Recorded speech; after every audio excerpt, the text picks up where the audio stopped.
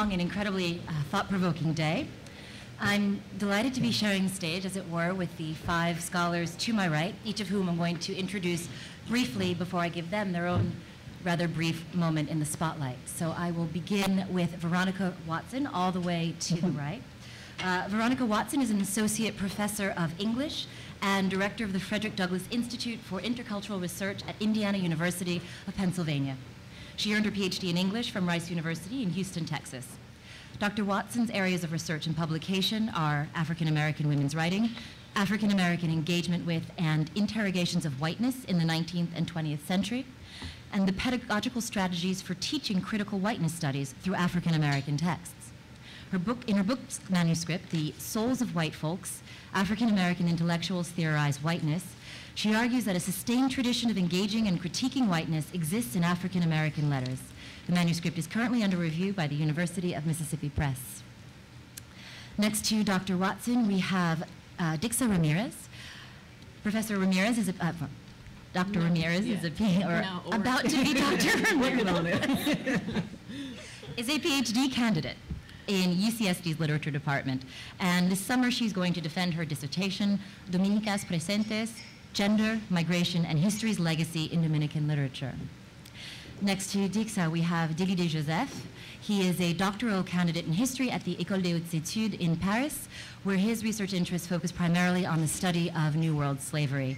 His thesis concerns Haitian intellectuals of the 19th century, and he is the author of a recently published essay titled, quote, Haitian Intellectuals and African Religious Traditions. He's also the co-editor of a volume of essays on Gérard Barthélemy and the renewal of Haitian studies. And I'd like to let you all know that this is his first time presenting in English, so let's be kind and open-eared.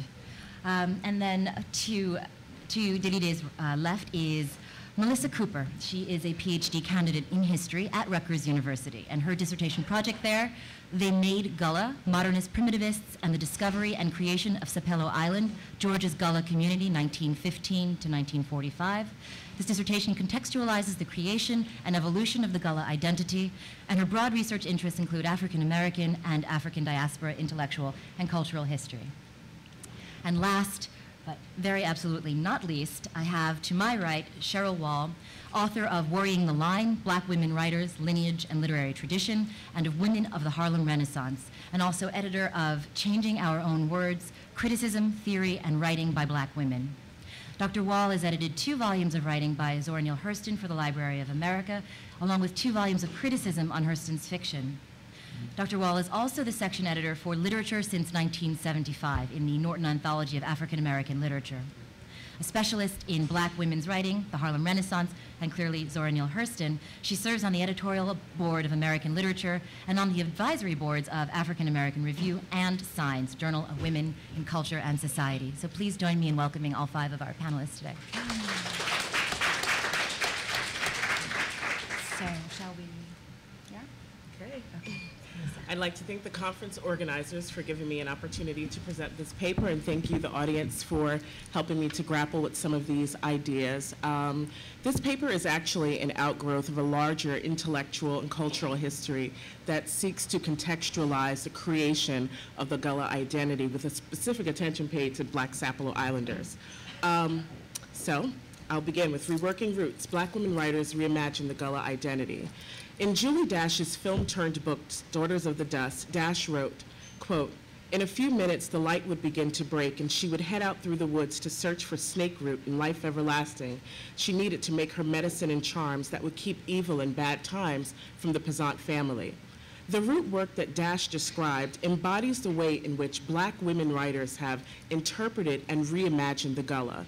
Dash's imaginings of a mystical, magical, powerful, African-inspired Gullah folk culture follows the work of several other Black women writers that told Gullah stories and or used Gullah lore in their works. Among this list are Toni Morrison's Song of Solomon, Pauli Marshall's Praise Song for the Widow, and Gloria Naylor's novel, Mama Day. What makes these Black women's writers' imaginings of the Gullah new is that the stories that they tell contradict the first representation of the Gullah that emerged during the 1920s and 1930s. The Gullah, as first described by folklorists in search of authentic elements of African culture in America, represented an exotic, ignorant, primitive, vanishing Negro type doomed to extinction. Yet, when these Black women writers mined 1920s and 1930s Gullah studies, sifting through the intellectual debris of a charged moment in America's race-making history, their imaginations were ignited, and new formulations of Gullah folk surfaced in their fictional works. To the casual observer, the emergence of Gullah studies during the 20s and 30s purely reflects an anthropological discovery of African-style material and non-material cultural products in Black communities in coastal South Carolina and Georgia. However, the discovery of the Gullah was the product of a complicated, period-specific racial currents. The interwar years marked major transitions in America's racial landscape. Racial segregation is at an all-time high. The period saw the mass migration of Southern Blacks to northern cities, a shift from Victorianism to modernism, and the heightened exploration of Black spaces encouraged by the Harlem Renaissance. These currents cultivated fantasies about Blacks and their Africanness, justified racism, encouraged exoticism, spurred American modernists, and were central to the Black arts movement. These forces collided and manifested in Melva Hershkovitz's retention thesis and the African survivals debate that ensued in the academy, and ultimately fueled outsiders' interest in the Gullah. Within the 20s and 30s modernist haze, coastal Georgia's and South Carolina's Black people's basket weaving, fishnet making, storytelling, spiritual rituals, and dialect took on a new hue and significance. Several writers and researchers took advantage of the vogue of Southern Black folklife during the 20s and 30s. Julia Peterkin, the first white woman to be awarded a Pulitzer, put the Gullah on the map. White and Black critics alike celebrated her work. They applauded her authentic portrayal of Southern Black life. Her work also inspired Gullah research. Mary Granger, another white Southerner and supervisor of the Federal Writers Project during the 1930s, used Peterkin's work to formulate her own reading of coastal Georgia Blacks. Granger visited 20 communities along Georgia's coast between 1935 and 1941. In each locale, she offered Black residents old clothes, sweet rolls, tobacco, in exchange for stories about African ancestors, folk tales, voodoo, conjure, drums, ghosts, animal sacrifices, burial rituals, witches, and charms. Okay. In the published study titled Drums and Shadows, Granger concluded, quote, "Today, sorcery is still practiced. Modern root doctors visited frequently by their superstitious clients perform mystic rites that promise to work miracles and cures. His imagination crowd his world with spirits. Spirits of the departed are still believed to make frequent visitations to the earth and are as real to this type of Negro as his next-door neighbor," end quote. Despite the fact that Granger's study was controversial and inspired debates and criticisms from Melva Hershkovitz, Sterling Brown, and even E. Franklin Frazier, by the time scholars and writers rediscovered Drums and Shadows in the wake of the Black Studies movement, awareness of the heated exchange about the study's stereotypical content had faded, and knowledge about the popular entertainment value of Black spiritual primitivism was forgotten. The resurrection of the Gullah during the post-civil rights years saw women writers pick up Drums and Shadows and use its content to paint a new picture. Morrison in telling of Milkman's discovery of his ancestral lineage, Marshall in her tale about A.V. Johnson's return to her Gullah roots, Naylor in her novel about Ophelia's tragic homecoming to the Gullah island Willow Springs, and Dash's film about a family's migration from a Gullah island to the mainland, took reports about African ancestors, root work, folk tales, and supernatural phenomenon presented in Drums and Shadows and reworked these elements in their stories. While these works collectively have been celebrated, awarded, and been called groundbreaking for a variety of reasons, their inclusion and or representation of Gullah reports, lore, and people are both significant and underexplored. Yet, when interviewed about these works, these Black women writers acknowledge that they were either inspired by folklore or were in awe of African survivals among the Gullah or were directly influenced by the Drums and Shadows study. The centrality about flying Igbos and Igbo landing is one example of the intersection between 20s and 30s Gullah research and Black women's writers' imaginations. Tales of flying ancestors and Black flight is central in Morrison's novel. And Igbo landing, a place described to Mary Granger by Black residents of St. Simon Island, Georgia, who told of Africans who, quote, marched down to the river, end quote, upon arriving on a slave ship, are prominent in both Marshall's and Dash's stories. The power of root work and kanja, worked by Black matriarchs, are also essential to Naylor's, Marshall's, and Dash's Gullah stories.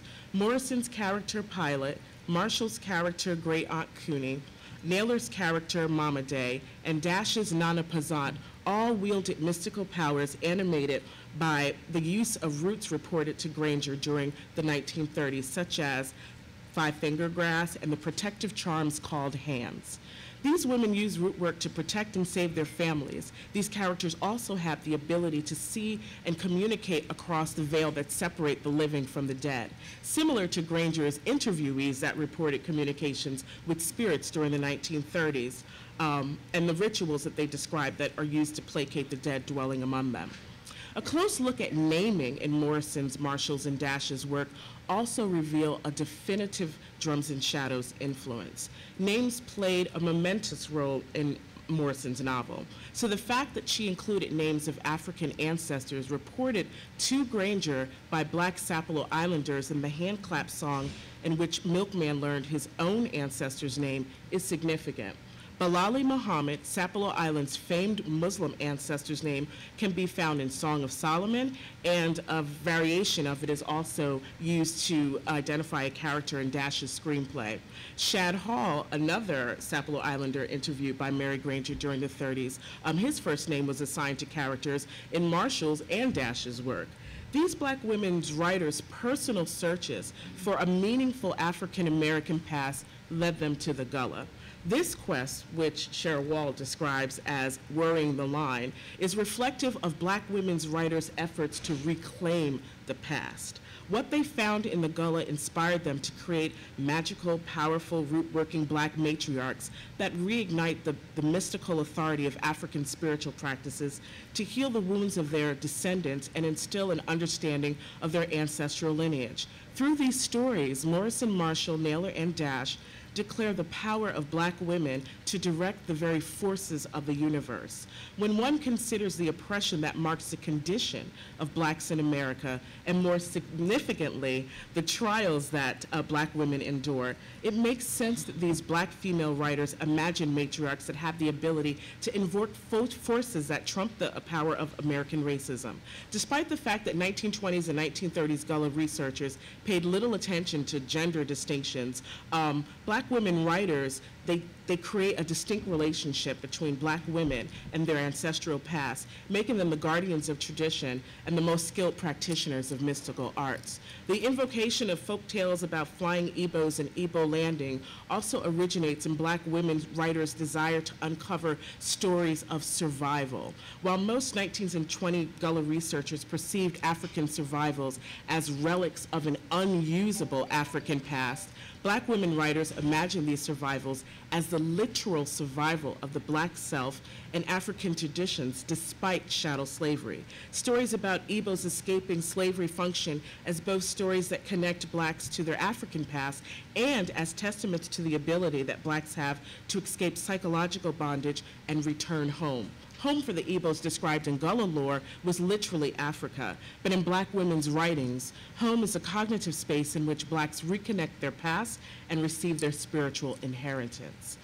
Black women writers' reimagining of details from Drums and Shadows recast the Gullah, elevating them from backward, isolated research subjects and transforming them into the supernatural bridge that leads all African Americans home. Each description of charms and rituals and ancestors inspires the imagination to contemplate coastal Georgia and South Carolina Blacks moving through an alternative power hierarchy in which they possess the ability to command the forces of nature, talk to their dead, dictate the terms of their earthly experience. From this vantage point, Black women writers' discovery of the Gullah transcends 1920s and 1930s anthropological observations and becomes a discovery of a magical Black self and long-lost beliefs and traditions. Thank you.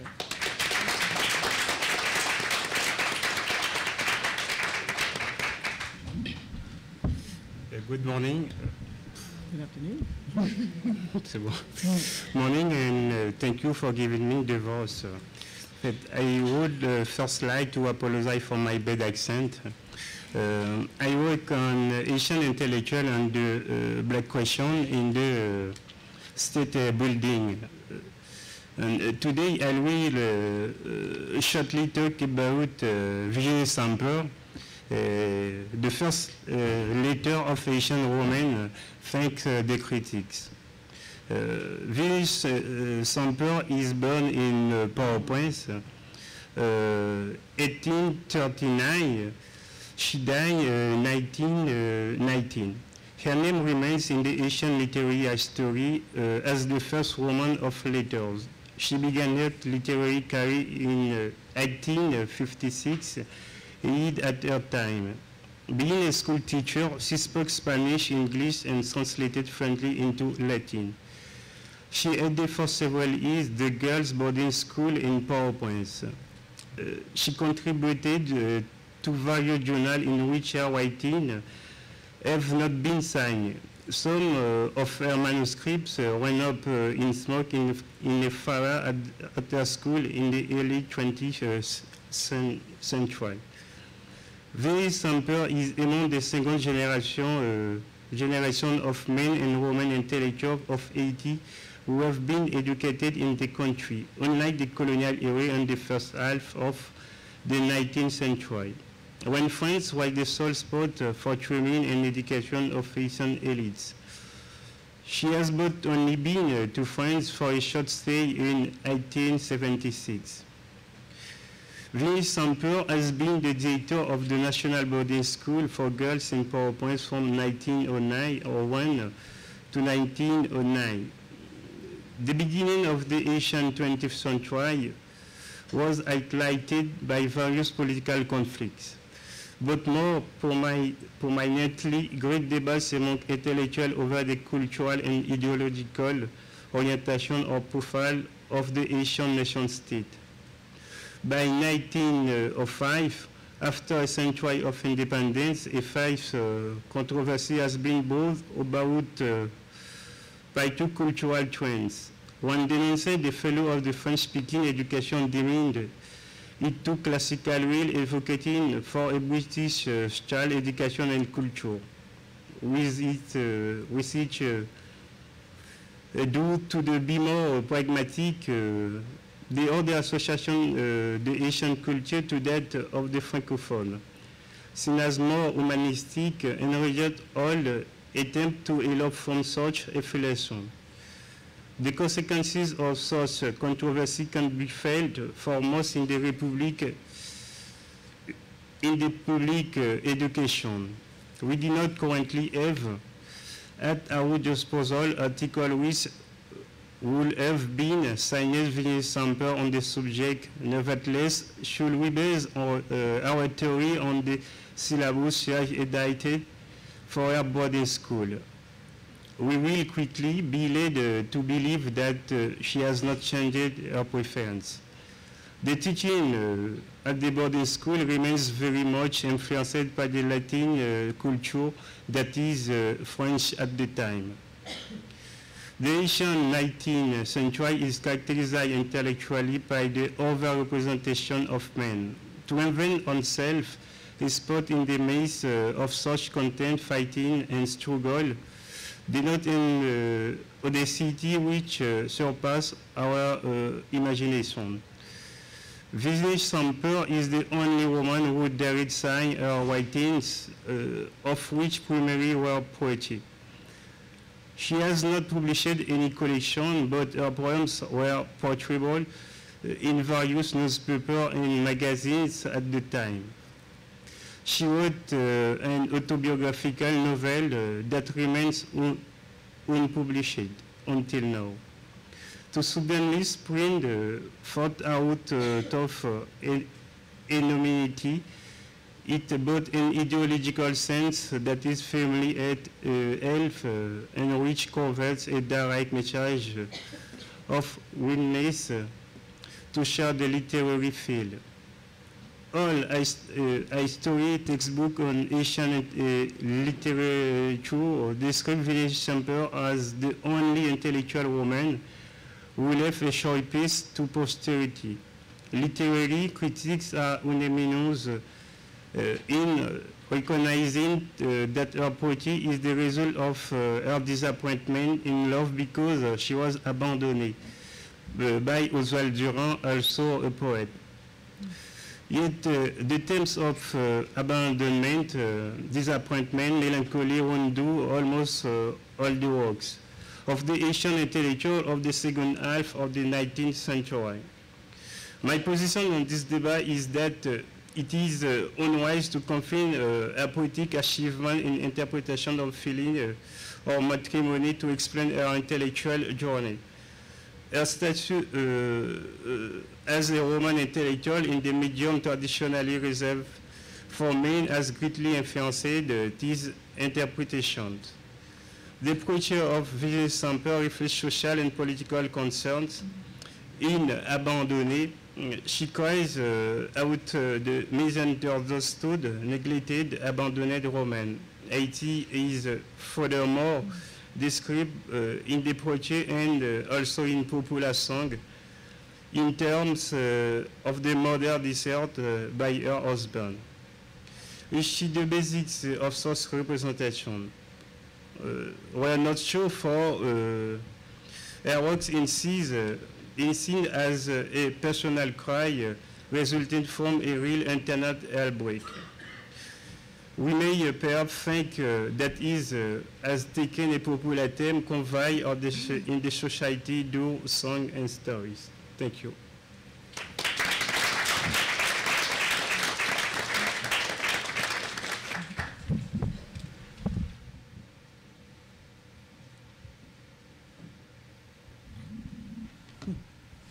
Hi everyone. Thank you for coming. I don't know if this is on. I think you need to close it. So this paper is part of my dissertation, which analyzes how exiled or migrant Dominicans in the last 100 years have transformed Dominican national identity as expressed in literary discourse. But for this presentation, I will focus primarily on the notion of the absence of a readership that can fully appreciate Dominican women's work.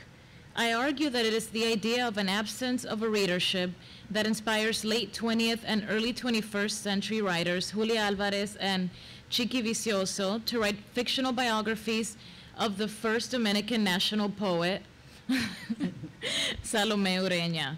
Ureña was born in Santo Domingo, the nation's capital, in 1850 and died in 1897. This quote by Guadeloupean writer and scholar Maryse Condé speaks greatly to the erasure of Dominican and Caribbean women's work from several overlapping literary and intellectual canons. The quote is, "Apart from one or two names, the female writers of the West Indies are little known. Their works are forgotten, out of print, misunderstood." As has been mentioned several times throughout the conference, Black women's work has simply not been adequately addressed in most intellectual histories and studies. This is no less the case when it comes to Caribbean women.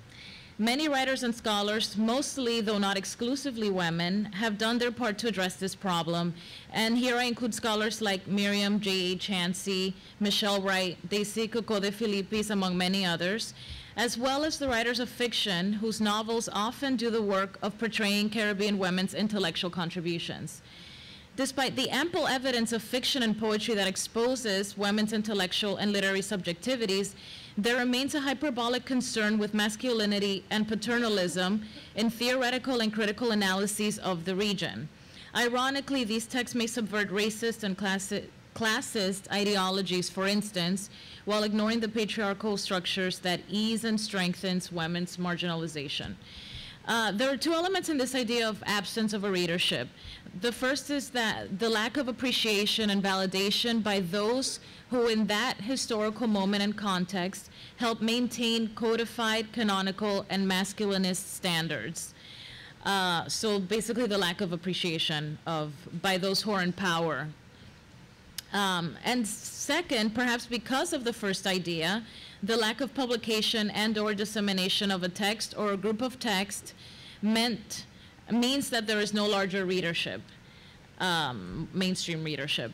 My underlying assumption here is that the sidelined works are ideologically or politically rather than aesthetically rejected.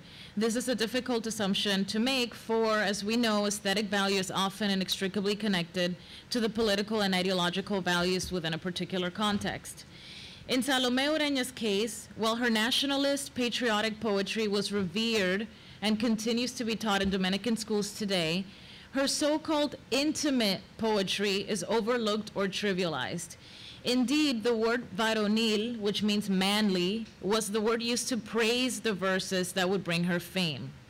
Her intimate or personal poetry, full of, quote, trivialities, end quote, according to at least one critic, would have been relegated to relative obscurity were it not for the efforts of Chiqui Vicioso and Julia Alvarez in the play Salumeria, Letters to an Absence, and in the novel In the Name of Salome, respectively. I will give some general introductions about these three writers. Salome Ureña is considered one of the Dominican Republic's greatest poets, both within a nationalist canon and, thanks to the efforts of a handful of Dominican writers and scholars, as a trailblazer within subversive Dominican women's literature. The poet also molded generations of women through her role as an educator. Under her tutelage, women attained teaching degrees and opened their own secular schools throughout the mostly illiterate country. Around the time of Ureña's birth in 1850, the few women fortunate enough to receive any education were unable to advance beyond basic literacy. To give you some perspective, an 1860 census on primary schools in Santo Domingo showed that there were 35 schools with 335 girls and 329 boys. The total estimated population at the time was 12,000 residents. Further, according to a Dominican historian, in 1850, the vast majority of the population lived in the countryside, where there were no educational institutions of any sort, but even in the scarce small cities, the general population remained illiterate, end quote. In 1881, with the help of the famous Puerto Rican exile, Eugenio María de Hostos, Ureña opened the Instituto de Señoritas, or Institute for Young Women, the first of its kind in the country. Ureña's role as a secular educator of women during this era contributed to the generations of women intellectuals that followed. Her renown within Dominican nationalist history is evident in the bronze busts scattered throughout the country, her face emblazoned on a 500 peso bill, along with that of her famous intellectual son, Pedro Enriquez Ureña, and her remains inclusion within the pantheon of national heroes in Santo Domingo's colonial zone. So her place as a national figure is unquestioned. Chiqui Vicioso is a poet and critic who lived in the US for a long time during her youth. She was so attracted to the Ureña of the intimate poems and letters to her husband that she wrote an award-winning play entitled Salumeria, Cartas a una Ausencia, or Letters to an Absence. The play is a monologue featuring two characters, Salome Ureña and an anonymous late 20th century Dominican woman writer. The actress playing both women adopts one character per scene. It is clear from Vicioso's stage directions that Ureña is suffering from the advanced stages of the consumption that ultimately killed her in 1897. Julia Alvarez, for her part, is a well-known Dominican-American writer, poet, and essayist, having published bestsellers like How the Garcia Girls Lost Their Accents and In the Time of the Butterflies, both written in English. Some of Alvarez's novels feature an exiled Dominican woman writer who returns to her homeland in order to research a female historical figure for her next project. Returning to Salome Ureña, the extent of her influence as an educator and as a writer of color cannot be underestimated. In the mid to late 19th century, most literate women were European or of direct European descent. However, even in an era in which slavery persisted throughout the Americas, some women of color emerge as important contributors to Caribbean literature.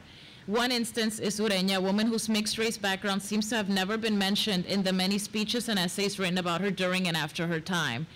The overlooking of her racial background says more about Dominican perceptions of race at the time than about Reina herself, but it is still an important detail when taking into account that most of the Dominican elite prided itself in their supposedly pure Spanish or white European descent.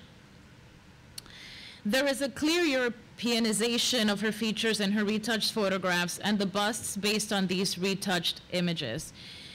I only have a couple of minutes left, so I'll try to breeze through.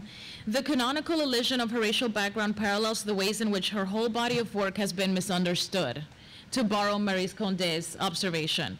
The poem Quejas, or Complaints, written in 1879, is an appropriate frame for this discussion. The poem implores an absent and apathetic lover to listen to her. And here I read an excerpt in my English translation, and the slide shows the excerpt in its original Spanish. You depart, and you leave my soul submerged in bitterness, solitary, and my burning complaints, and the timid voice of my submission, indifferent and cold, oh, to my torment you do not hear. This poem reveals a suffering subject with an inattentive beloved. My analysis in the larger project locates this romanticist adulation of and yearning for the beloved, and ultimately argues that it is this constant evocation, both in Salome Ureña's poetry and in her private letters to her absent, philandering husband, that allows for Vicioso's and Alvarez's fictional portrayals of the poet to make a larger statement about the absence of a readership. In other words, both Vicioso's play and Alvarez's novel pinpoint that Salome Ureña had to contend not only with her husband's absence, but also with the absence of a readership that could truly value her whole body of work, until a century later they are able to record their own accounts of listening to Ureña's voice. And I'll skip to the conclusion. I talk with a tiny bit of detail about how the play and the novel do this, but there's no time, so I'll just read the end. So, as is the case in Vicioso's play, Julia Alvarez's In the Name of Salome implicitly explores the marked contrast between women as symbols of the vulnerable land in nationalist narrative prose and women as creators of culture.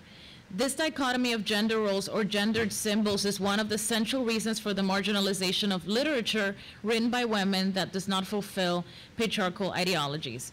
In Alvarez's novel, men represent a void or an absence, while women represent a transgenerational conversation in both the novel and the play. Despite ostensibly being about Salome Ureña, both this novel and Vicioso's play also feature a 20th century woman who reads Ureña's works. While in the play it is an unnamed 20th century writer, in Alvarez's novel it is Salome Ureña's daughter, Camila Enriquez Ureña, who was also a well-known intellectual. Both biographical works of fiction are structured by a conversation or chain that denotes the presence of these women of the future who are able to figuratively listen to Ureña's voice, salvage it, and allow it to speak directly to them. Women in this configuration are the active agents of change as well as the active listeners. Thank you.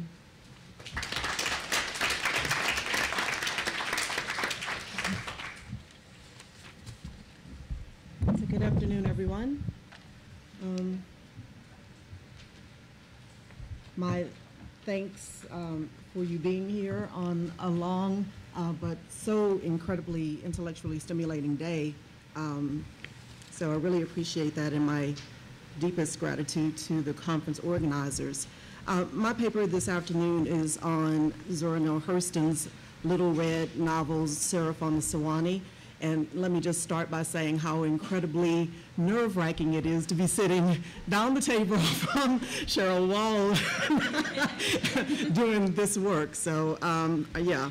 Well, interestingly, you know, as these panels will do, T.J. Boyson was speaking earlier, and I thought that some of the comments that she made were so completely apropos to what I'm trying to do here in this paper.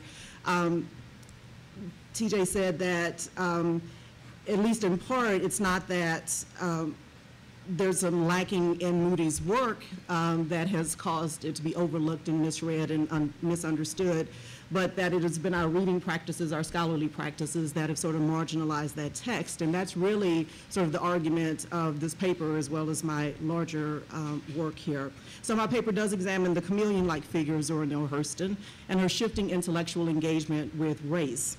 I think the prevailing understanding of Hurston has scripted her as a racial conservative in an age of progressives, a woman who didn't do enough to resist dominant ideologies of race in the 1930s and 40s, and someone who abandoned her role as an intellectual leader by refusing to expose the impact of racism on the lives of Black Americans in her fiction. But I believe that we can understand her thinking about race most fully not by looking for crushed spirits and circumscribed lives, but by considering how and why she came to write her final novel, Seraph on the Sewanee, which is a novel that focuses on white characters, otherwise known as white life literature. I'll talk a little about that. So I believe that we've really limited our understanding of Hurston by focusing so much on one or two of her works, and that we have yet to take her seriously as an intellectual, which is some work that other scholars are trying to do now.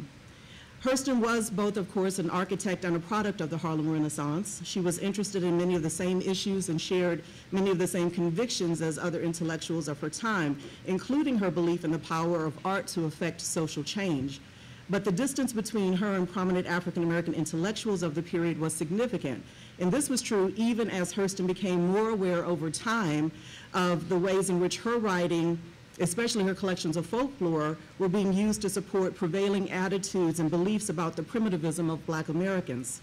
She tried in her work to present an alternative view of Black life that dramatized its resilience, integrity, and self-sufficiency, but Hurston knew all too well the compromises that she had had to make to get her work published, from her need to negotiate and continue a relationship with Charlotte Osgood Mason and her views of African-American life in the South, to retain financial support from that patron, as well as the requirements that she heavily revise her own autobiography in order for it to be published.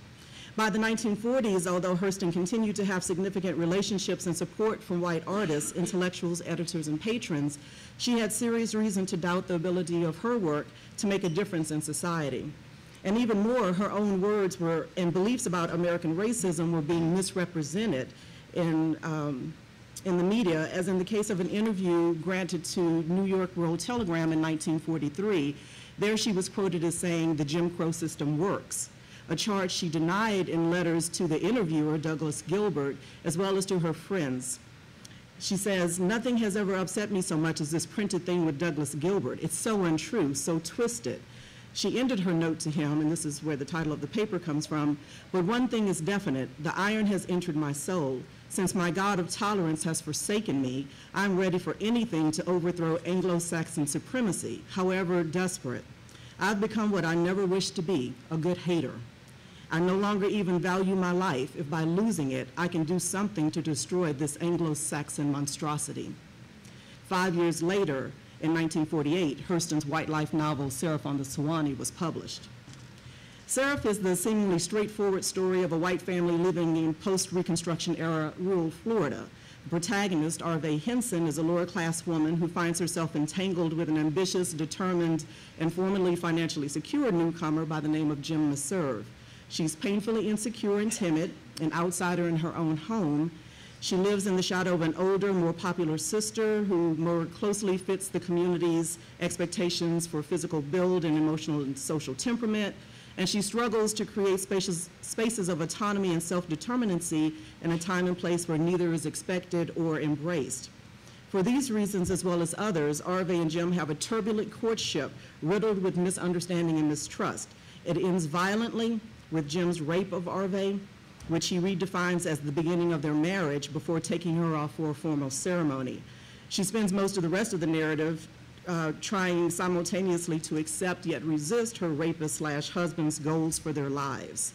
And yet, despite these problematized beginnings, she becomes not only the proper wife to an accomplished patriarch, but also the epitome of upper-class white womanhood. Genevieve West argues in her book Zora Neale Hurston and American Literary Culture that writing about white characters liberated Hurston from criticisms that she exploited lower-class Black life for white readers. And other scholars have suggested that Hurston published a white life novel primarily for pecuniary reasons.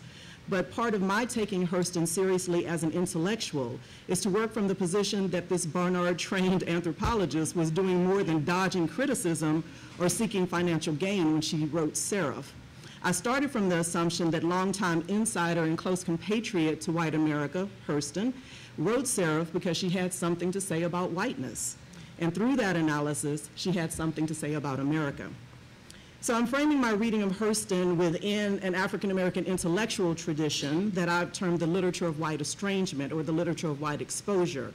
This corpus is very broad: essays, magazines, newspaper articles, critical pieces, poetry, just about name it, it's there.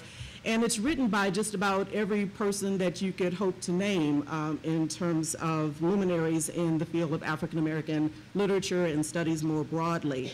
And what I'm arguing here is that there's a common approach to this material. The authors all deconstruct the mythology of whiteness by revealing it as a constructed racial identity and by challenging its claims to be a progressive and civilizing social structure. And I also argue that it's the literature that comes out of this sort of body of work that I've identified that does more than some of the other pieces for really helping us to understand how African-American writers have critiqued and engaged whiteness over a period of time from the 19th century through the mid-20th century at least. And I'm linking this, just so you sort of know, I'm linking this to the contemporary field of critical whiteness studies. So all of that. So in order to fully appreciate the critiques of whiteness that Hurston proffers in Seraph, it's useful to think about the dramatic shifts that occurred in American society, largely for middle-class white Americans in the 1930s. World War I destabilized many of the fundamental gender and racial norms that had structured white lives. After generations of being taught that their proper place was in the home, many middle-class white women entered the workforce or joined the military as part of a patriotic duty to the nation. By the end of the war, most of them wanted to stay in the workplace. But this was also a period of increased socio-political activity by African Americans to advance civil rights and social equality. So within this context, the cultural demand that white women return to the home after the war had ended and return to their traditional roles within it resonated with larger implications, I argue. It was more than simply an argument of convenience. We need to put our soldiers back to work here. It really constituted a battle over the very nature of white womanhood, and by extension, the mythic white family. So this is the socio-political context and cultural conversation that I believe Hurston is entering and responding to when she writes Seraph. It makes sense that she would engage this particular conversation because it is an extension of the intellectual work she had devoted most of her career to, the exploration of women's emotional and psychological lives and the examination of heterosexual coupling conventions, to borrow Anne Ducille's incisive phrasing. But where she had largely drawn Black women of strength and growing self-awareness in the character of Arve Henson Meserve, we get a radically different image. She is not a white Janie Crawford. She's not even the kind of white woman we most often find in fiction. What she is, that sort of constellation of things that I described earlier. She's poor, poorly educated, and she clings to her identity as a Florida cracker. And so that's a kind of interesting dynamic that works in the text. So she's really resisting a lot of the socialization that her husband is trying to bring her to as an upper-class white lady. So in the midst of all of this, it's perhaps not surprising that Arve doesn't see race. Critical whiteness studies scholars really have sort of opened the doors to us understanding whiteness as gaining power from its invisibility and its ability to sort of be behind the scenes as something that's taken as the norm. But what is interesting here is that Arve does see class. And I'm really kind of curious why that happens. But she is keenly aware of how class structures her experience and how she's going to have to give up tenets of her lower class background in order to sort of move into this new social status that her husband has attained for them. But she never does extend that critical eye anywhere else. And I think that it allows her to sort of avoid a certain personal incoherence, which is the term that Baldwin used to kind of describe that position there. So she avoids a certain personal incoherence by not sort of being aware of how race structures her experience, even though she is very attentive to how class structures her experience. So in the larger piece, I use the theories of sadomasochism to really explore the text and to think about how power moves in this narrative, how Arve is able to gain certain strengths and certain, to gain certain strength in her relationship with her husband by really positioning herself in a dominant position in relationship to people who work for her, which are largely lower class people and people of color. And so I argue that she, in effect, compensates for the performance of femininity that's required of her as an elite white woman vis-a-vis her husband by, sort of asserting a certain dominance in her relationship with people who work for her. So just to get to the end here, because I am running out of time, the 10 minutes goes very quickly. So there are clearly instances in which Arve abdicates her power in favor of a more submissive role with her husband. In these moments, she chooses to remain in a masochistic position, even though on some level she knows that she has the strength to stand alone. She first exhibits this power when she turns away suitor after suitor to maintain some control over her identity, and she again accesses that self-determination when she returns to her hometown for a time and then decides to reconcile with her husband after being there, because essentially she realizes how far she has traveled from that lower class background that she had. So she likes being sort of courted by the upper class people in the town. She likes the fact that they defer to her. She likes the respect that she has, and so she decides to go back to hubby, make everything right. The thing that's kind of interesting to me in that is that when Arve does return to her husband, they have this moment of reconciliation on a shrimp boat out in the water. And her husband is sort of there. She recognizes now that he's been working to get closer to her and wanting to be a full husband to her, whatever that kind of means to her. And when she recognizes that it's something that he's tried to keep from her, something he has tried to hide from her because it gives her tremendous power over him. And when she recognizes that, in the very same moment, she goes into the sort of hyper-feminine performance of femininity, and she's, batting her eyelids, and she's talking real softly, and she's being very coy. And I argue that all of that is to dissemble the power that she recognizes herself as possessing in that moment. So my sort of claim here is that in that moment where she recognizes her power and then does something to mask that power, that Hurston is making a very sort of key intervention into an understanding of white femininity here.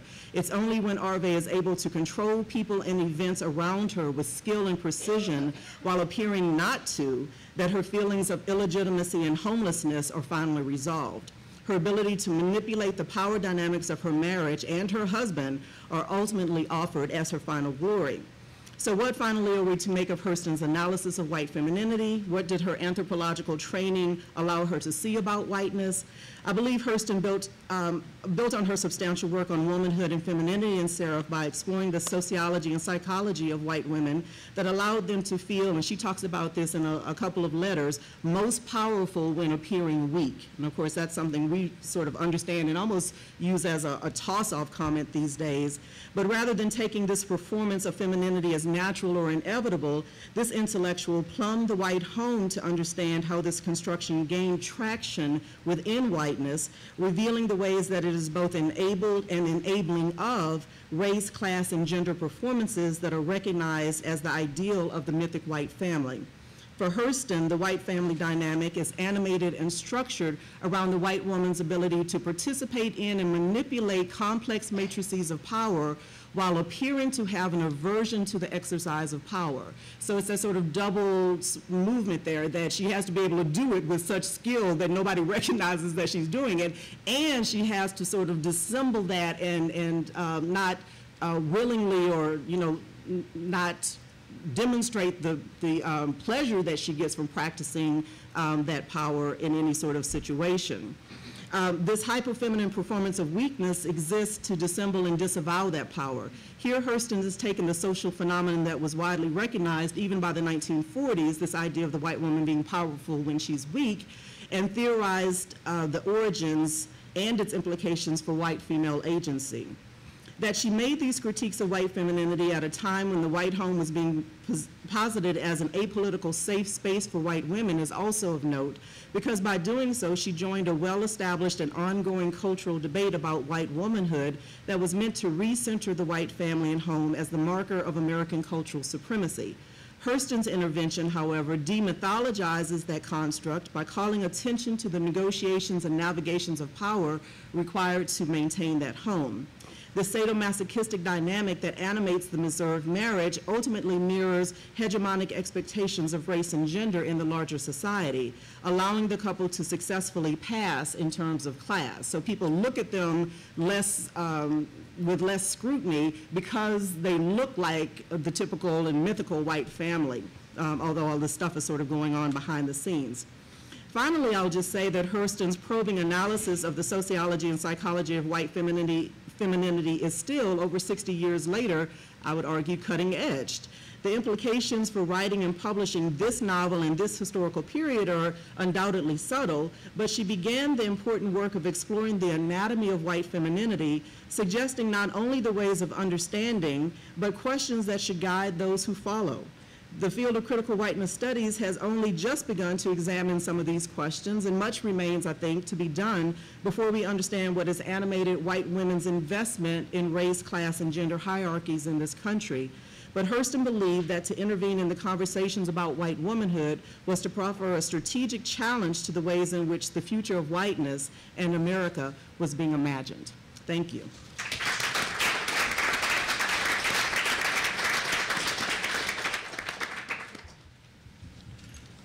First, I'd like to thank all of you for these excellent papers, and I'm sure they will stimulate a lively exchange, so I'm going to try to be brief. I would just point to some themes that resonate among the papers, as well as with the larger project of Towards a Black Woman's Intellectual History. Strikingly, these concerns bridge the borders of nation and language and demonstrate profoundly that we are about a common enterprise. Barbara Smith, whose Toward a Black Feminist Criticism is a foundational text for all of us who pursue Black women's studies, reminisced on a panel last spring that so many of the early articles in the field focused on literature because the primary material, the text, were at hand. To be sure, the Renaissance among African-American women writers in the 1970s, Maya Angelou, Toni Morrison, Alice Walker, these gave literary scholars as well as readers in general a bounty. But as scholars as well as the writers themselves began to question what had come before that transformative moment, they quickly discovered that the materials they needed to construct literary genealogies were missing. If they were to document the literary history of Black women, they had to go in search of published but long forgotten text, never published manuscripts, shards of correspondence that was often uncollected because no one had thought it valuable enough to archive, and fugitive remembrances. We are still on that quest. Beyond this recuperative impulse, scholars have turned to the writing of Black women to glean their ideas.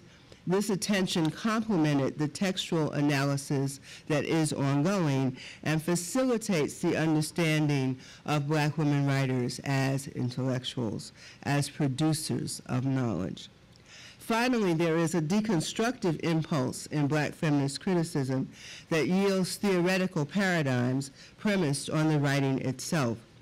I propose that all of these components of the Black Feminist Critical Project come into play in the fine papers presented by this panel. Let me begin with the question of the archive.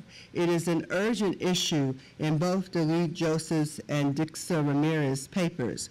What I appreciate about their work is their critical understanding of the reasons women writers are missing from the archive, or to the extent that they are present, are misrepresented. so that Virginia Sampur, and believe me, you're not the only one who's going to have a challenge with accents here, so that Virginia Sampur, the first woman of letters in Haitian literary history, is remembered as the archetypal female victim, abandoned by her one true love. To recuperate her legacy, Mr. Joseph makes a case for Sampur as both an educator and a poet. In the absence of records from Sampur's tenure as director of the National Boarding School for Girls in Port-au-Prince, Mr. Joseph gives us a history of education in Haiti. Then, turning to Sampur's poetry, he gives us a capsule history of Haitian poetry, including the translation of a poem by Oswald Durand, The Lover and Betrayer, whose own lyrics reflect a forlornness in tone not unlike Sampur's. This observation begins to undermine the gender stereotypes that have marginalized Sampur's accomplishment. The title of Ms. Ramirez's paper, Letters to an Absence, a Dominican Woman's Literary Genealogy, is resonant here. Salome Reina seems in several ways to be Sampur's counterpart. She too was an educator and a poet whose contributions to her national literature were significant. But more of her work seems to have been preserved, and writers of a younger generation have begun the task of reconstructing her life and expanding her legacy beyond the patriotic poetry that fits so neatly into the patriarchal requirements of nation building. The paper offers fine textual analysis in addition to translations of the more private, read feminine poems that represent sexual desire, among other forbidden topics. These poems also inscribe absences, not only of the poet's lover, but implicitly of her readers. The contemporary writers Ulia Alvarez and Cheeky Vicoso have, as it were, answered Uranus' call. In their fictional biographies, they represent the twinned absences of Uranus poetry. Moreover, in gestures that seem reminiscent of Walker's fictional homage to Zora Neale Hurston in The Color Purple, their work highlights what Ramirez aptly describes as, I quote, matriarchal, transgenerational, women-centered chains of thought and support networks. Melissa Cooper does not need to recuperate the writings of Toni Morrison, Paul Marshall, Gloria Naylor, and Julie Dash. Their novels are on all of our bookshelves. But she does something genuinely original with them. She recounts the emergence of Gullah studies in the 1920s and 30s when white novelists like Julia Peterkin wrote primitivist fictions about black people who lived on her plantation, and when pioneering social scientists, including Melville Herskowitz and Zora Neale Hurston, identified African survivals in the lives of the rural black Southerners whom they studied. For Cooper's purposes, however, the most useful researcher is the least well-known, Mary Granger, whose work for the Federal Writers Project produced Drums and Shadows, Survival Studies Among the Georgia Coastal Negroes. And I have to thank you because I have used Drums and Shadows and was really enlightening for me to learn the history of its production. Cooper persuasively demonstrates the specific references that black women artists in the 1970s and 1980s make to this work. And she talked about novelist and the filmmaker Julie Dash, but there are a host of other writers who may figure in your larger work who make the same move. They allude not only to cultural practices, including cooking, storytelling, spiritual beliefs, and burial rites. They even incorporate the names of Granger's informants. Now, of course, as interesting as the textual repetitions are, and for me, the repetitions in the Song of Solomon are fascinating, the writer's reimaginings of Gullah culture are key. Cooper shows how and to what effect they reimagine this history in order to create enabling myths that are, in the terms Ms. Ramirez gave us, matriarchal, transgenerational, and women-centered chains of thought and support networks. Finally, Professor Watson, who need not be nervous at all, makes a deconstructive move to establish Hurston as a precursor to the now flourishing academic field of whiteness studies. As she notes, Sarah von the Swanee has proved the Hurston text most challenging to scholars. She gives us a provocative new path into the text and demonstrates anew how Hurston was ahead of her time. Drawing not only on whiteness studies, but on feminist theories of intersectionality and Foucauldian theories of power, Watson represents Seraph as Hurston's critique of whiteness, the strategies that are required to sustain it, not in the society at large, or at least not only in the society at large, but in intimate relationships. I would note that this is utterly consistent with Hurston's approach to representing blackness. Hurston represents the strategies that are required to sustain whiteness and the cost that they exact. Professor Watson's paper brilliantly demonstrates how new perspectives and critical tools allow us to see even those texts that we have had access to in an entirely fresh light. In so doing, she reminds us that the literary genealogies we construct are always provisional. We will continue to recuperate lost writers, add new ones, and revise our understanding of those we think we know.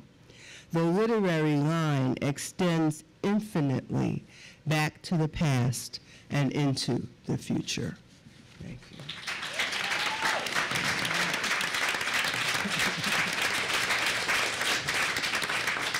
Thank you. All right, it looks by my calculation like we have 45 minutes for questions. But a lot of time for questions. So if you have questions, by all means. Yeah, in the back. Thank you for all of these papers.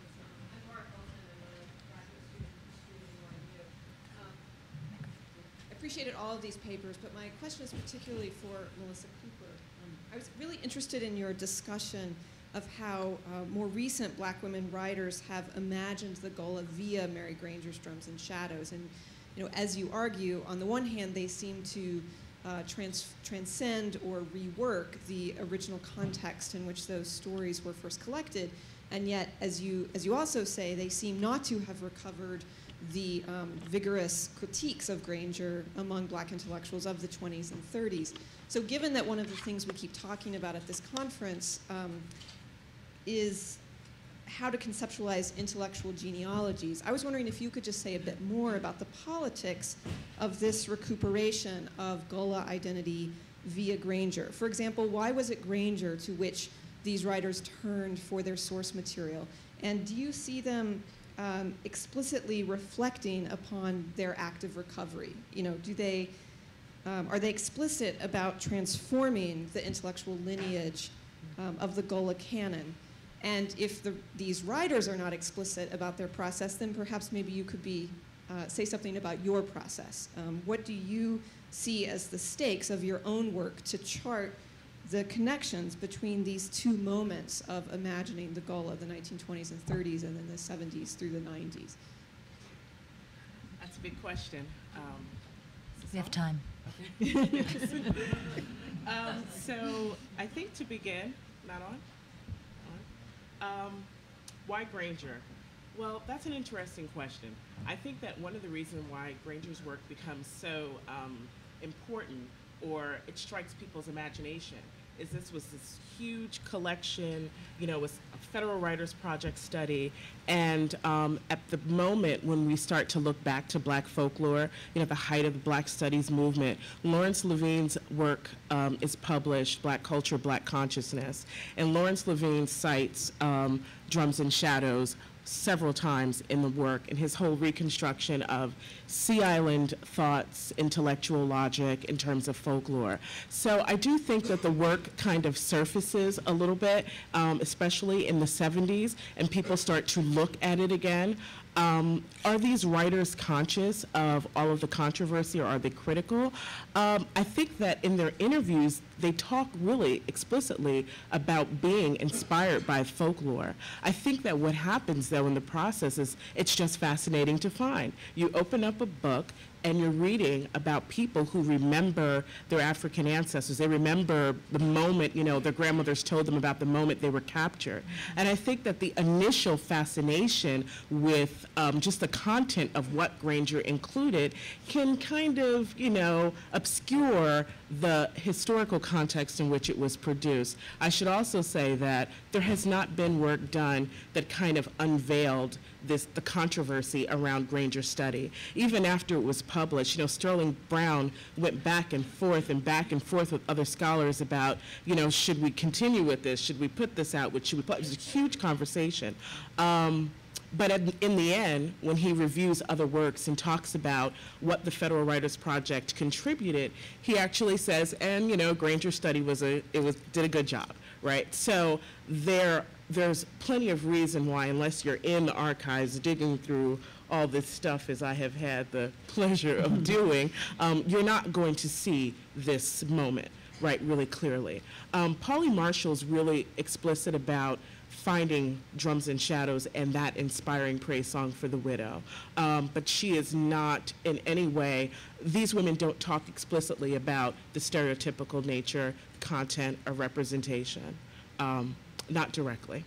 However, I don't think that that means that they're not aware that some of the things that are found in this survival study is problematic, but I think that their larger mission as fiction writers is to reimagine and recast this and not necessarily be bound by what was said before. So I think that the switch in genre from, you know, quasi-anthropological work, right, to fiction gives you a lot of room to kind of divorce yourself from those realities to a certain extent, and just get on with the business of recovering these people instead of leaving them hanging in these books kind of as primitive, exotic others. What's at stake in my own work? A lot. You know, this started off as a genealogy project for me, kind of, you know, fiddling around with family history and looking at some books that folks said, hey, you know, great-grandpa's in this book or in this National Geographic magazine. And as I started collecting all this literature, I had to start asking questions, why? You know, and why now? What was going on? What was important about this moment? So I think in kind of going back and looking at how we make race in America, we have to look at all of the layers of defining difference. And the Gullah, while many have kind of gravitated toward the appeal of these, you know, isolated, unique, distinct Black communities where they held on really tight to what we imagine to be, you know, the African past, I think it's worth noting that what was published was not how those people imagined themselves. It was the way the outsider imagined them. And so what I'm trying to do in my larger work is really look at how the moment shaped the way the outsider imagined the people that they found. I hope that answers the question. You first, and then back to Ixine's woman first, and then. Could you, I'm sorry, I'm Cheryl. I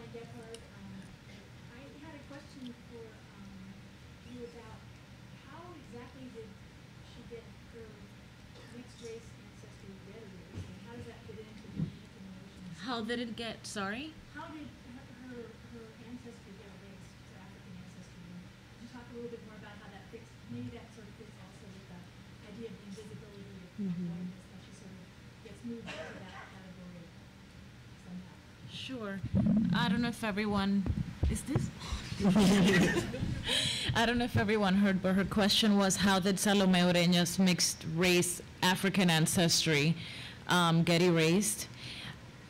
That is a really great question, and I can't answer it fully, only because it's so fascinating and complex, because here then we're getting into the question of how Dominicans view race and blackness. I would be more surprised if her African ancestry had not been erased. That would have been really surprising. And I read a lot of original documents, both written during her time and afterwards, just praising her, talking about her and her son, and all of her children actually became really well known internationally, and her husband became the Dominican president for 6 months, and then the US came and intervened. So yeah.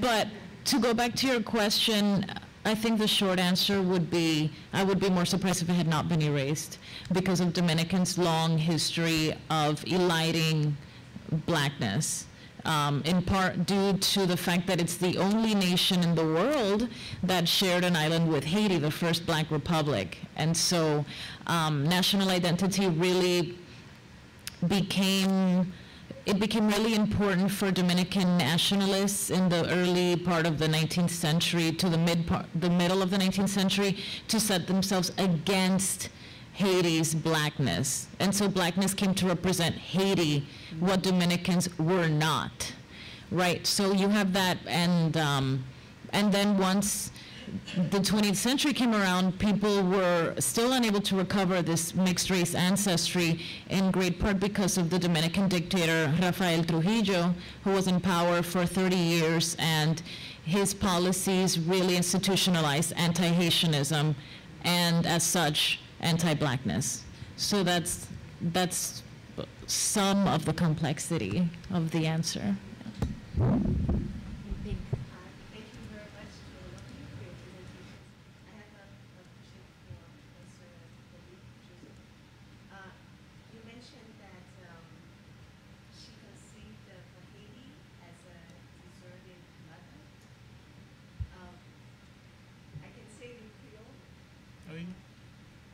Vous dites que l'exprimer Haïti tant que yon maman que yon déserté, pas vrai, dans la présentation là? Non, pas tout à fait. Okay. Qui j'ai été décrit? How did you describe her She asked if he characterization described of Haiti in his presentation as an abandoned mother. That's right. And he said, not entirely. No? Okay, so I misunderstood. So Would you explain how you had what you said about how she characterized Haiti? En fait, if you want, I speak in Creole and you translate. Sure. No problem.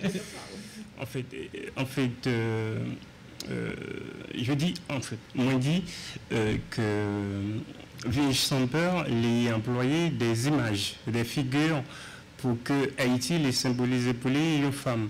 Et au 19e siècle, c'est une société complètement éclatée déjà, on avait un ensemble de problèmes sociaux et politiques.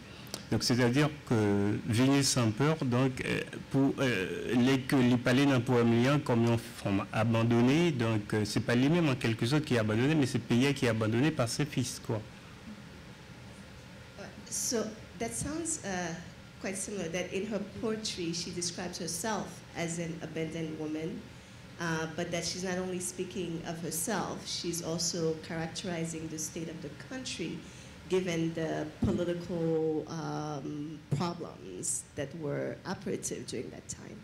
Right. So she is, in fact, using the image of a deserted woman both to characterize herself and the state of the country? Yeah. Okay, that's what I wanted to know. Yeah. How prevalent was this use of imagery by writers around that time? Do you know of the use of Haiti as a deserted woman? Non. Ouais, vas-y. Moi curieux, est-ce que l'image de Haïti quand une femme qui a abandonné, est-ce que c'est une image qui est courante dans différents écrivains haïtiens? Ouais. En fait, en général, tout poète haïtien utilisait un ensemble de figures comme ça. Donc tout 19e siècle-là, il est traversé par un ensemble de poèmes qui a expliqué comment que il a abandonné. Oswald Durand même, qui marie Virginie sans peur, il écrit dans le même style là. Donc c'est des bails très mélancoliques. Donc toute l'œuvre haïtienne en général, pas uniquement les poètes, donc les romanciers, donc justement, ils ont toujours exprimé un ensemble de problèmes sociaux, ça y est, dans l'ensemble d'œuvres qu'ils reproduisent. Par contre, c'est moins clair en même temps. Bon. Yeah, so in fact, it wasn't just this female poet, but a great number of Haitian literature at the time used this imagery of Haiti as a deserted woman, given the social problems. Merci. Yes, next to you. Thank you. Hi, Cammie Fletcher. Thank you for all your presentations. I really enjoyed it. I have a question for Dr. Veronica Watson. Yes. I've only read Their Eyes Are Watching God by Zora Neale Hurston. I've not read this one, but I was interested in how you read her critique with whiteness lens. And I wondered, did you come to this, or in reading her, do you think she was interacting with any white women? Because the construction was this white femininity that you talked about, and I haven't seen many whiteness studies that center on white women as you've talked about. So again, you know, kind of looking at it with this masculine lens, and so I was really intrigued by that. And I wondered, did it come out of her experience with white women during this time period, her interaction with white women during this time period? Because even with you ending in a white woman's strength through her weakness, I just thought all of that was interesting. So if you could talk more about kind of whiteness through a femininity lens, I'd appreciate it. Thank you. Yes, thank you for the question. I guess to start, I would say that you yes, and yes to the three questions that you kind of laid out there.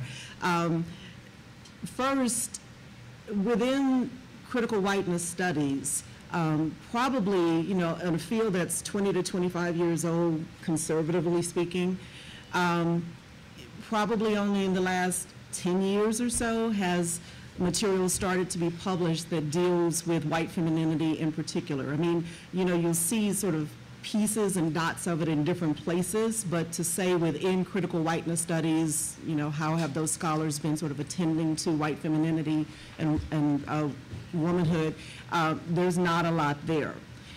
So that's the critical and scholarly field. And then within this body of literature that I'm identifying as dealing with whiteness and critiquing whiteness, of which there is a good amount, there are not a lot of critiques of white women. And it's actually something that's been a bit of a conundrum for my larger project because, you know, white women characters are all over the place. It's just that there's not a whole lot of attention paid to them in terms of what the narrative is doing. And so, you know, Hurston, well, having said that, during the decade of the 40s, there are actually 4 of these types of novels that are engaging whiteness in a critical way that are published. And I haven't found that sort of breadth of material being published in any other decade of the material that I'm looking at that starts in the 1800s and ends in the 1970s. So in the 1940s, 4 of these novels are published. So I sort of approached this by saying, well, something was happening in the 40s, clearly. And I do believe that it has to do with the sort of national conversation that's going on about what is going to be the role of white women in our society now that the men have returned from war victoriously, right? So we need to get them back to work, and these women have been in those positions, and there's a huge sort of media and governmental apparatus that kind of comes into play that basically says, white women, return home, you know you want to be there. You know, it's we called you out, it's patriotic duty, but now it's time to return home, and that's also a patriotic duty. And that's the reason I sort of included that material about white women not wanting, you know, by the end of the war, I think the statistic from Walsh's work is something like 86% of them wanted to remain working. And the numbers of women who worked after the war never went back to the levels of women who worked before the war. So indeed, this was a sort of turning point in the ways that women understood themselves, understood their subjectivity, understood the possibilities available to them. So I do believe that Hurston, as well as these other three writers, were sort of intervening in a cultural conversation that was positing white womanhood as sort of almost a battleground. You know, if they're going to remain working, then we're going to have to reconceptualize what the white family looks like, and sort of how we're going to think about our nation states, you know, and what the core of that is. If we can get them back into the home, then we can sort of talk about this reversion to the way that things are supposed to be. And that's the reason, you know, when we get to the 50s and you get that sort of Leave It to Beaver era of materials, I mean, it's still sort of part of that same celebration of a traditional white family, even though we begin to see some cracks in that by the 50s. So I do believe that these are strategic interventions in an ongoing cultural conversation that are meant to really problematize this idea of the white home as being both central to our concept of American democracy, and central to the identity of white women. And we see a lot of sort of play with that as, at least with our African American writers who start to intervene in the conversation as they try to talk about and reveal the cost to white women for that reversion to domesticity.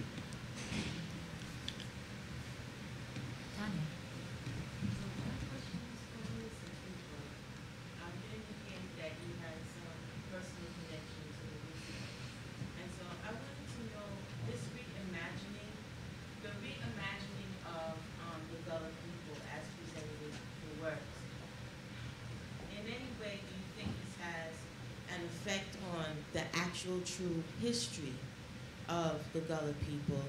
And secondly, has there ever been any authentication or validation of Peterkin's work? One of the faults of something like the WPA papers, one of the criticisms of it, is that the persons doing the interviews did not necessarily understand what the interviewees were saying, and that some of the interviewees were saying what they thought wanted to be heard by the interviewer. And so I'm just interested in knowing if anybody has ever gone back to kind of reconstruct what Peterkin did and talk about the validity of some of the stories she was told, you know, and what the motives may have been for or not for. Do you mean Granger? Granger, okay, Granger, I'm sorry. I mean, so I guess that's the work that I'm trying to do now, in kind of grappling with her text. Granger and the interviews, I mean, she's not the only, her work is not the only work that I'm looking at in the larger dissertation project. There were several researchers who went to Sapelo Island, Georgia, among them, you know, Lorenzo Dow Turner, who takes a very different approach to his discovery of the Gullah. I think it has a lot to do with race and the way that the racial lens function. So with regard to Granger and these interviews, all of the scholars and amateur, I call them amateur folklorists who went to collect stories, they talked to a lot of the same people. And so that's really interesting. So you kind of had like the professionalization of the Gullah, right? So you had people who everyone knows, you go and, oh, you want to, you know, hear a story, you go and talk to so-and-so. But there's another layer that's kind of evolving in the research, and that is this economic layer and Jim Crow on the Gullah Island, which most people have in their imagination, partly, you know, due to the way that we've reimagined the Gullah, kind of distance blacks who live on these sorts of islands in particular as being really far away from racism, economic racism, violent racism. But when I conducted interviews for the dissertation project, you know, people described being encountered by, let's say, the National Geographic's photographer, as him being accompanied by the island manager whose job it was to make sure that black people did not get out of line, right? So it also was very hard to say no. You can't take my picture. No, you can't interview me. No, I'm not going to sing you a song, right? Because these people were brought, they were brought around by the folks who held the power. And oftentimes that power was, you know, when you live on an island and the millionaire who owns now most of the island provides the transportation on and off, when you don't make that person happy, as was reported in some of my interviews, you are threatened that you have to leave and you can never come back, or you can't work on the island anymore, and how's your family going to eat? So the whole interview dynamic with regard to this research is very interesting. And so I guess I'm fortunate to have been able to get the other side of the story, per se. So that is kind of answers a part of the question about interviews. With regard to the effect on people, I think that the work that Black women writers have done is amazing, imaginative, and it's just restoring, right? But at the same time, it's kind of helped to culture what I like to call like an ethnotourism that has created this weird backlash with land, property, values, you know, so people are now in this huge land battle on Sapelo Island in particular to keep their ancestral lands, right? And then the way that they have to lobby to retain their lands is to claim Gullah authenticity. So it's this weird circling of how the identity works. So it's a very complicated story, but hopefully that answered your question. Okay, I've also been authorized to end early, so we will do that. Thank you very much, and thank you again to all the panelists.